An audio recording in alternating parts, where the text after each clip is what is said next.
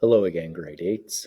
In today's lesson, we're going to talk a little bit about ocean waves and also about how the moon can have an effect on the Earth's tides in combination with the position of the sun relative to that of the moon and the Earth.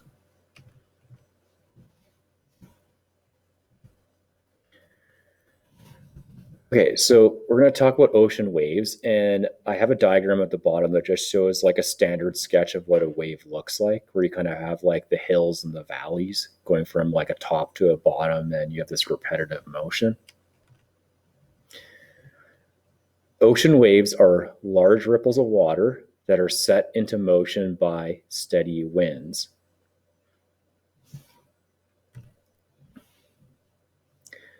Ocean waves are carriers of energy, and the way in which they carry energy is they transmit energy from one spot to another as a result of individual particles that make up the water colliding with each other. So just to give an example of what this might look like. So let's say that we take like a small volume of water. Again, I'm going to draw some particles that actually make the water up. So, or molecules of water.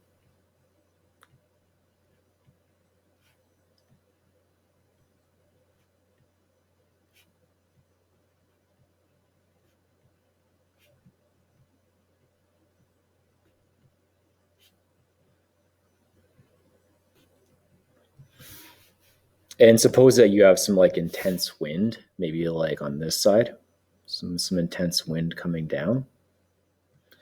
So what that wind would do is it would cause these particles to vibrate a bit more. So this particle on the right-hand side would start to vibrate, and then it would collide with this one. Then it would cause this one to collide and vibrate. Then it would cause this one to collide and vibrate. Hit this one and cause it to vibrate, etc.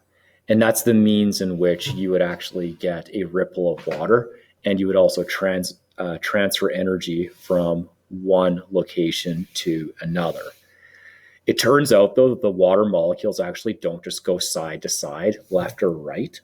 So we'll kind of clarify what the motion looks like in a moment. The particles in the water near the surface, they actually move in circles as opposed to moving left and right. The best way to show this is with an animation. So I'm just going to close the PowerPoint for a moment and then go to, let's see, this screen right here. Okay, so this is an animation that shows like some water, and it shows how the ripples are actually being formed. Now, if you take a look at one of these individual blue dots, an individual blue dot represents an individual water molecule. And what I can see is I can see the water molecule that moves kind of around in a circle. And it's that circular motion of the little water molecule that actually gives that, I don't want to say illusion, of like in a sense it is kind of an illusion because it makes you think that the water is actually moving, for example, from like the left side of the screen to the right side of the screen.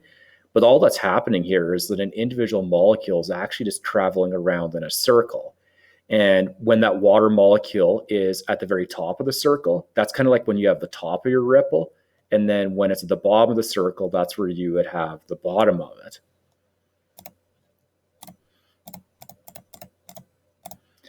So it turns out that, again, waters near the surface move in circles. And that's what gives you those ripples that you see, where you have like those high points and you have those low points. And energy is transferred in the form of a wave. Then what a wave is an energy carrier, and energy is transferred as a result of these neighboring particles, or these particles that are side by side that are hitting each other. So when they move around in those circles, there will be collisions between all the different water molecules that make the wave up. Ocean waves have common features with other types of waves. And back in the third unit of study in this course on light and optical systems, we talked about features of a wave. I think I might have even used like a similar picture. So, and we talked about how specifically in that unit, how light can be modeled as a wave. So some characteristics that an ocean wave would share with a wave of light is that the wave has height to it, it has a wavelength, and it has wave speed. Wave speed means it's how fast energy is transferred from one particle to another in a specific direction. If I label this diagram, the very top portion of the wave, that's what we refer to as a crest. The bottom portion of the wave is what we refer to as a trough. If we measure the distance from the crest all the way to the trough, that's referred to as the wave height.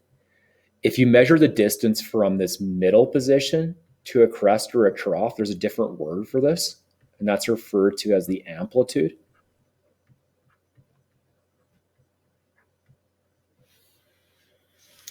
And the final thing is if you measure the horizontal distance from like the crest of one wave to the crest of another, or if you go from the trough of one wave to the trough of the next wave, that's referred to as the wavelength. So these ocean waves, they also share similar wave characteristics that we would have discussed back in talking about light as a wave. What we're interested in is we're going to talk about the ocean tides and what effect or what connection this has to the position of the moon relative to both the Earth and the sun. Tides are defined as the slow daily rise and fall of the ocean surface.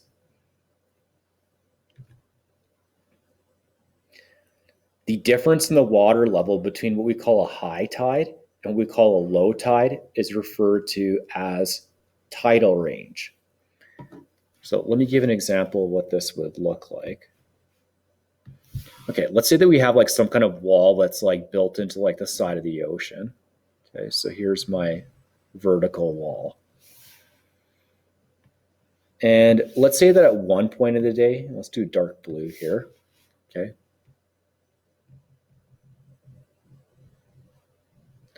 Okay, one point of the day, the water kind of hits the wall at this low position down here.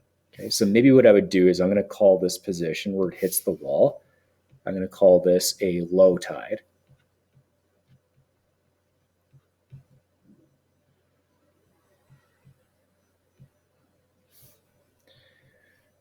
Now, at some other point, maybe like 7 days later or sometime later in the month, you might notice that the tide appears to be higher. So now the tide might be all the way up here. Okay, so we're all the way up at the top now.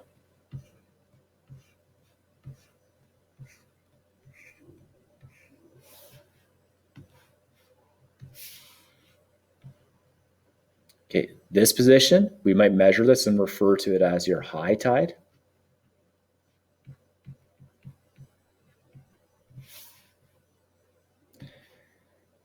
If you measure this distance, this vertical distance between the low tide and the high tide, okay, just this difference here, that's referred to as your tidal range.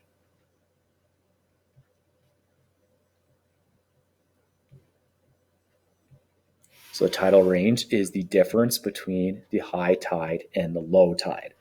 So now the question is, well, what results in a high tide and what results in a low tide? It turns out that the gravitational force from both the moon and the sun have an effect on the tides.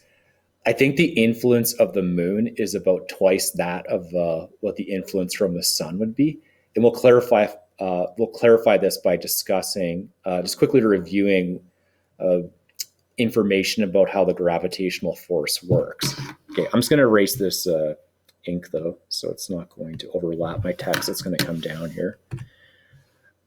Before we move forward, we're going to, again, just quickly review the gravitational force. Okay, the gravitational force is defined as a force of attraction between any two objects. So I'll just draw a couple of objects. So let's do object number 1, and let's do object number 2.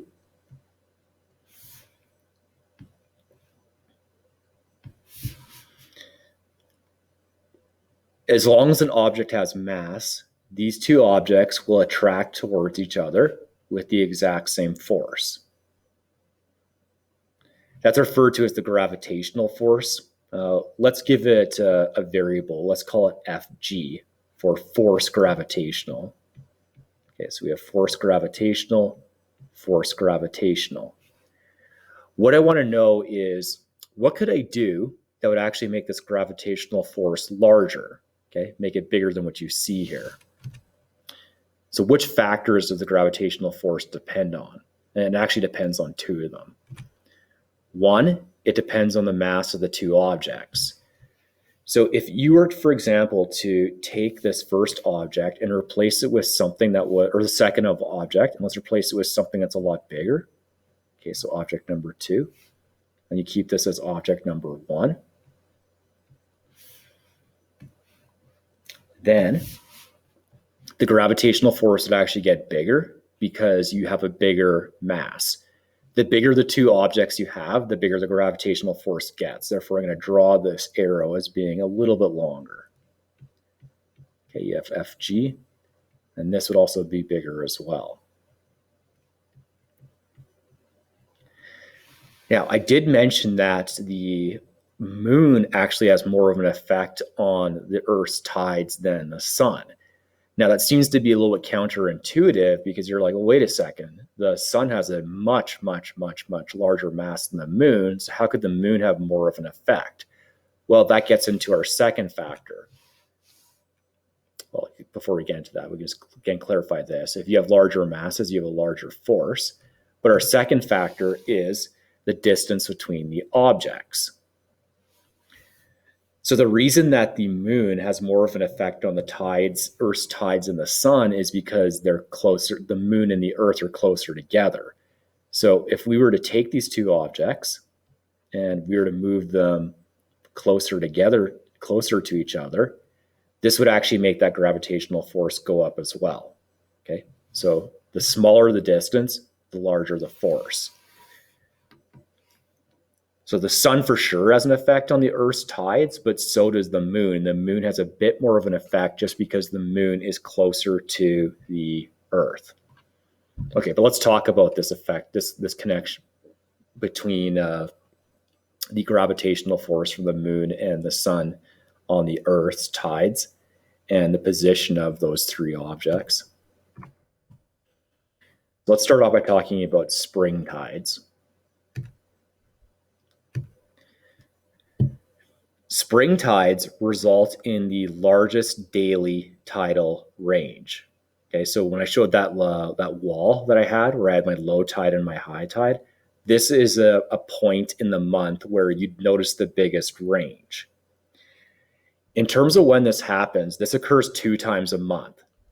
And it occurs when you can draw a straight line between the center of the Earth, the moon, and the sun. So if the moon, the Earth, and the sun are in a straight line, then we're going to get something called a spring tide where we have the largest tidal range. Okay, so if you look at the picture here, we can actually show this. So if this is the center of the Earth, okay, so when we have a new moon, so new moon means that the sun's so bright that at nighttime you can't even really see the moon at all. Okay, so I can draw a straight line from the center of the Earth. It passes through the moon and it goes to the center of the sun. So that's one position or one day in the month where you'd have a really, really high tidal range. You also have another one as well. Okay, there's also a point where you would have your full moon. So full moon is going to be when the moon's on the opposite side. And again, the reason the moon's so bright now is because light from the sun is hitting it and reflecting off the moon back onto the Earth. And what's happening here is you can actually still draw a straight line between the three. If you start at the center of the moon, you can draw a straight line that passes through the center of the Earth, and you can draw another straight line that passes through the center of the sun. Now, I want to explain as best as I can with some really horrible, tablet drawn pictures, why this is true. So why do you get the largest tidal range when you have a spring tide? Okay, so I'm going to go back to this page where I'm going to draw a few pictures. Okay, so let's start off by drawing the Earth.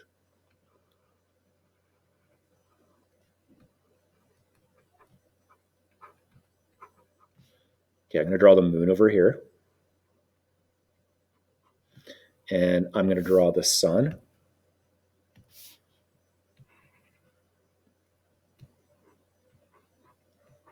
Over in this location. And I'm just going to draw some water around the Earth.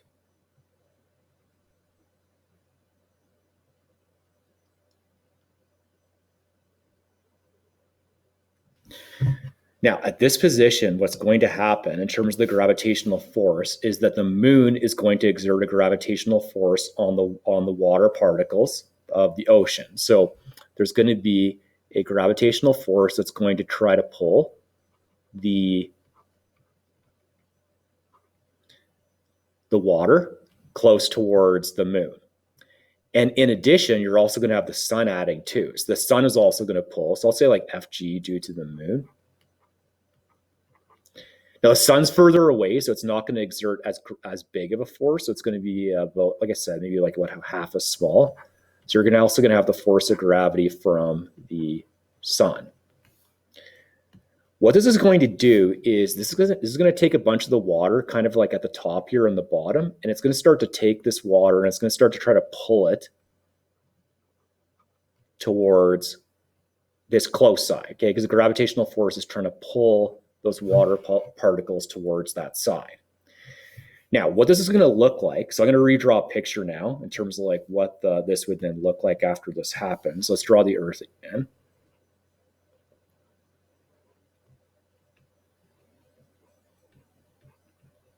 I wish I could have drawn the picture so it's a perfect replica, but anyways, that's okay.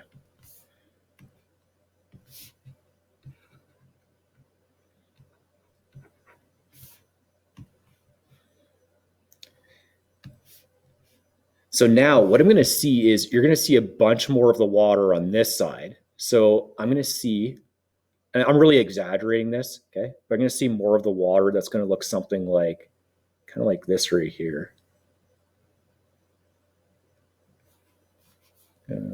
Let's try that again. Didn't like my picture. Yeah, let's start over. You're going to have more of the water on that close side, so it's going to be maybe something like this.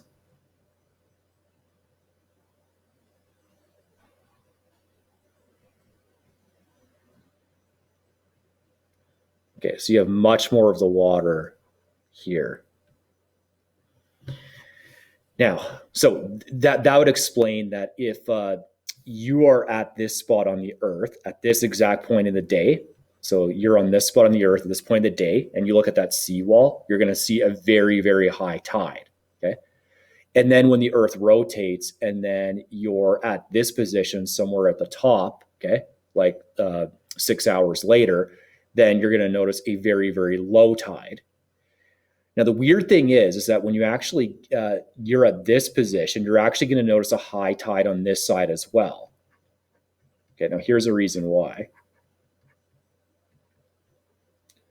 Now, this is very counterintuitive because what you'd be thinking is all that water has been pulled away, so how can you possibly have a high tide there? Well, it turns out that the moon also exerts a small influence on the Earth. So it's gonna exert a force on the Earth and try to pull it a little bit over towards the side. So what that's gonna do, and I'll do this in a different color, and I really apologize for just getting a little bit overlapped. So let's erase a few of these things just to kind of like show you what would happen. Okay, so the Earth is gonna get pulled over a little bit. Now I'm going to draw the new position of the Earth in blue, or sorry, in green. So if the Earth just shifts over just a little bit towards the right, I would then have the Earth that looks something like this right here.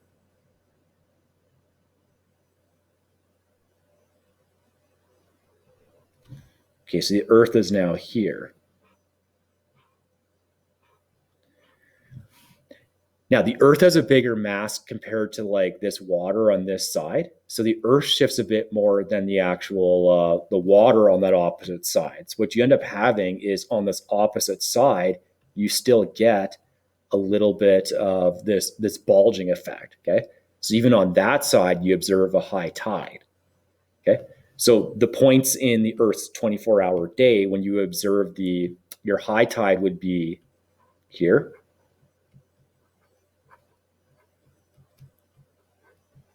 And it would also be right here. And this spot is when you'd have low tide. So you have a very huge tidal range at these positions as the Earth like spins around once in its 24-hour day. So big tidal range. Okay, so this is what we call a spring tide. Now, this could actually also happen if the moon is on the opposite side. So I'm just going to erase this again, erase all the ink. Okay, so let's draw the Earth here.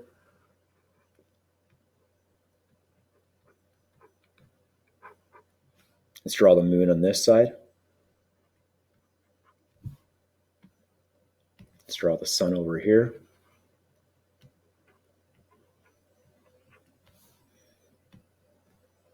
Okay, let's start off by just drawing the water, kind of like evenly distributed around the Earth as best I can. So now what's going to happen is the moon is going to pull a bunch of this water towards this side, but the sun's also going to pull a little bit of it over to this side. So what ends up happening is, so I'll kind of try to draw this. Some of the water is going to get drawn to this side. Some of the water is going to get drawn to this side.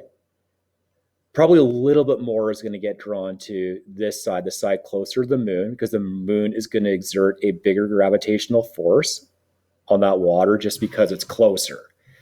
So what ends up happening then is if I draw this after this change has occurred, so let's go down to the Earth.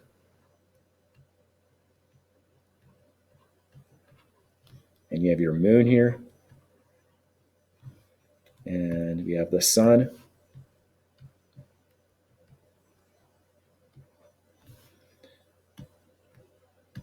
So what I would see is I'd see maybe a little bit more water on this side, but I'm also going to have a bit of a bulge on the side closest to the sun as well.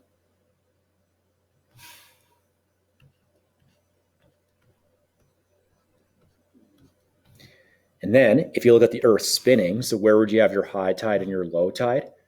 Okay, well, so again, the Earth is going to spin around its axis in a 24-hour day. So once again, these spots are right here and right here. This is where you'd have a high tide.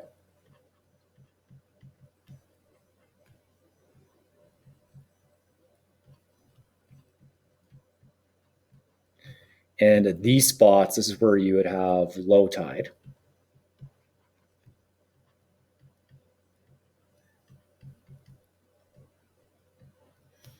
And again, we have a huge tidal range because there's a big difference between how big the tide is here in comparison to whether you're on this side closest to the moon or this side closest to the sun. So again, this occurs twice a year. So let's go back to our picture. Okay, so spring tides are the largest daily tidal range, and they occur twice a month. So the one time would be when the moon is directly between the Earth and the sun. Okay, forms a straight line from the center of the Earth to the moon to the sun. And the other location would be where the Earth is between the moon and the sun, where you can draw a straight line between the center of the moon, the center of the Earth, and the center of the sun. We also have neap tides. Neap tides are when you have the smallest daily tidal range.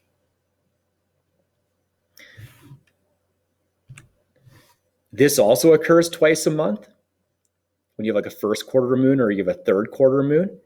And this occurs when the angle formed between the moon, the Earth, and the sun is 90 degrees. So just to illustrate this on the diagram, if I draw a diagram or a line from the center of the moon to the center of the Earth, and the center of the Earth to the sun, that's a right angle. Or if I went from third quarter, same thing. If I go from the moon to the center of the Earth and then to the sun, it's also a right angle. In terms of like why you have such a small daily tidal range, well, it's because the sun and the moon are kind of like working against each other here. So let's just erase this. So if we were to draw like our water around the earth, let's start off by drawing it so it's like roughly uniform. That is horrible. Okay, let's try that again. I wanted to draw I just have to make a concentric circle.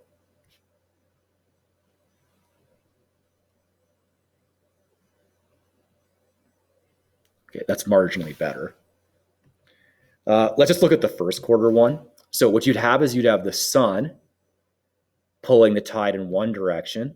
You'd have the moon pulling it in a different direction, but they're not really helping each other out. They're actually pulling it in different directions. So as opposed to like pulling them in the same direction where those two forces would make like a really, really, really big tide, they kind of work against each other here in a sense, like because the moon's trying to pull the water up, the earth is trying to pull it to the side. So just think about this. If you had like water at, say, this position, the water is trying to be drawn here, and it's also trying to be drawn right there.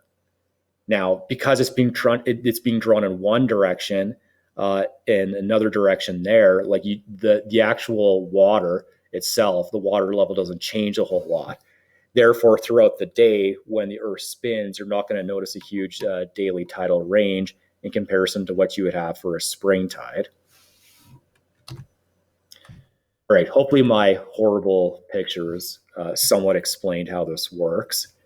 In any event, you can complete the following two assignments in your topics 1, 2, and 4 workbooklet. So the first one's called The Tide is High. Second one's called The Motion of the Ocean. And I'll talk to you in the next lesson.